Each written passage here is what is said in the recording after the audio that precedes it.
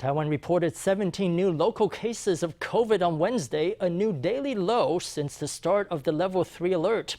With infection numbers on the decline, the Central Epidemic Command Center has given conditional approval for adult daycare facilities to reopen.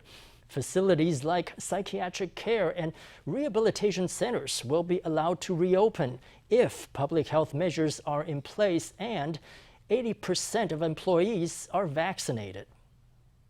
本土的案例那有17例。 Local infections are at their lowest since the start of level 3, seemingly on track to drop into the single digits. But on Wednesday, Health Minister Chen Shih-chung said not to expect 0 cases anytime soon. 一旦有了社区的感染、社区的传播之后， Once there is community transmission after infections happen in the community, it is extremely unlikely that there will be a return to 0 new cases. Asymptomatic cases are in the community. At any point, there could be new cases. People found due to their symptoms or people found through testing. Reaching 0 new cases is not our goal. Even last year, even when we had a long streak of 0 cases, 0 was not our objective. Chen stressed that the goal was not 0 new cases, but containing the virus within set parameters. The CECC also announced that 5 types of health and welfare institutions, including long-term care facilities, can reopen as long as 80% of their workers are vaccinated.